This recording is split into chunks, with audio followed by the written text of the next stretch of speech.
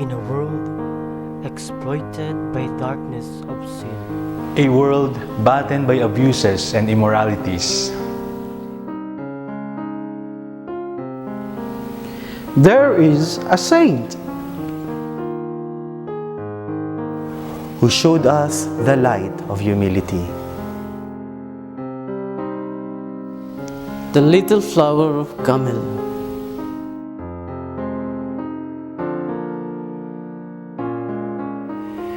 The Virgin Doctor of the Mother Church.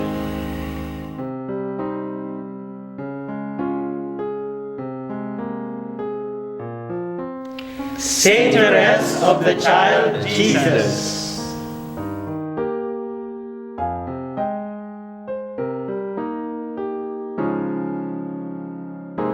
Therese Francois Marie Martin was born in France on January 2, 1873, to a simple family of Marie Azalie Credrin and Louis Martin, both practicing and devout Catholics.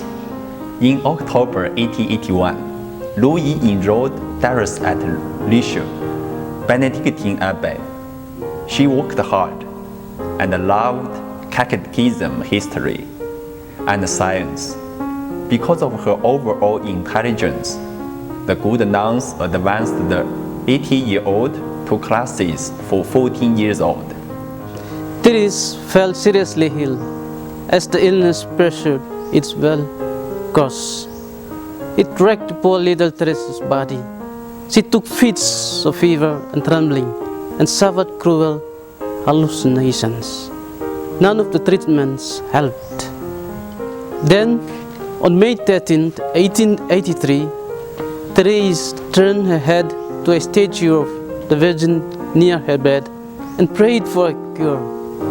Suddenly, Therese writes, Mary's face radiated kindness and love. Therese was cured. The statue has since been called Our Lady of the Smile. During her long illness, her resolve to join the Carmelites grew even stronger.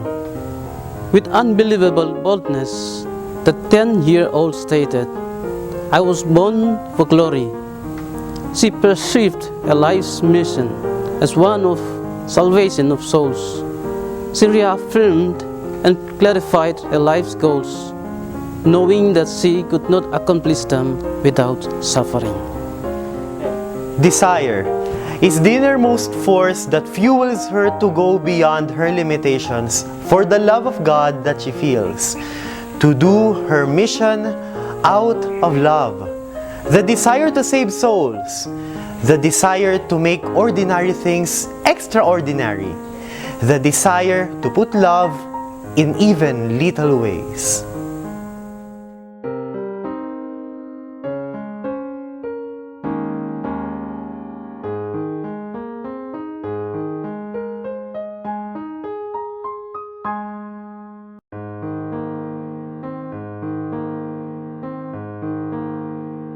At age of 15, she entered the Carmelite monastery by special permission of Leo XIII. At such an early age, Therese has already opened up the seed of the then future recognition of mission, being the Missio Dei. That is, to do mission to save souls purely out of love for the divine, for God. Meanwhile, at the end of the 19th century, Therese developed a highly original and powerful spirituality called the Theology of the Little Way, or spiritual childhood. This aims to put our focus not only on God's greatest actions, but on the simplest and seemingly insignificant details of our lives. To see God and put God in all things. To do mission out of love even on the moments of darkness and indifference. To do mission as being our strong response to God's overflowing love.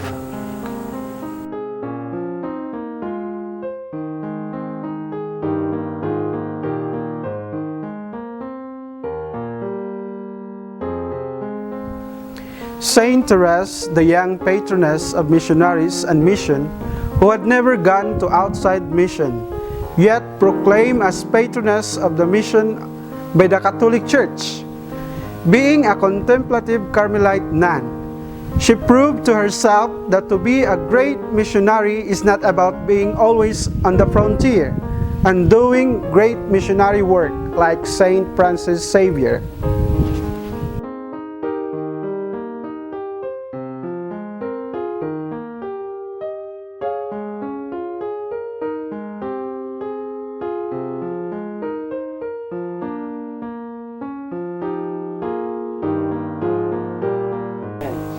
Her way of life proves that ordinary Christians can be missionaries themselves in their own little way. Pope Paul VI states, Saint Therese of Lisieux is a typical example of spiritual solidarity, which we should deepen further. She offers her daily ordinary task with extraordinary love. This resolution to the ordinary with great devotion and love became the seeds of the soul to be called the theology of spiritual childhood. The simplicity of this saint transforms her heart with great love for God. Indeed, her missionary spirituality is hidden in the four corners of her cloistered life. However, her childlike ambition to serve God does not deter her to become a great missionary. Her heroic act of sanctity opens a new way to the ordinary Christians, that every ordinary task done with great love shall touch the heart of the triune God. As implication, her daily tasks offered to God become her missionary activity in the convent, which later on becomes a basis for her spiritual growth or the source of her holiness and spiritual nourishment.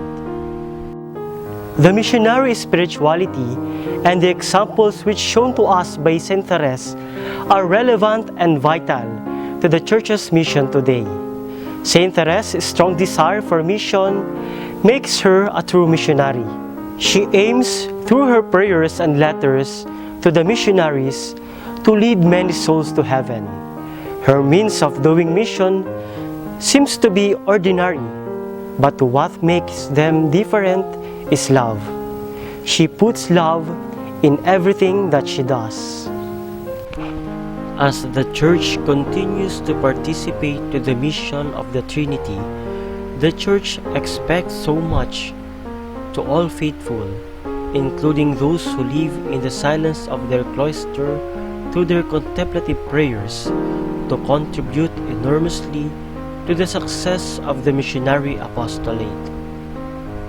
It was very clear to Saint Therese that as a contemplative nun, their prayers can help the formation of laborers of the gospel to save millions of souls. According to her, their task as a nun is to back up those who are in the missionary fields through their prayers and sacrifices.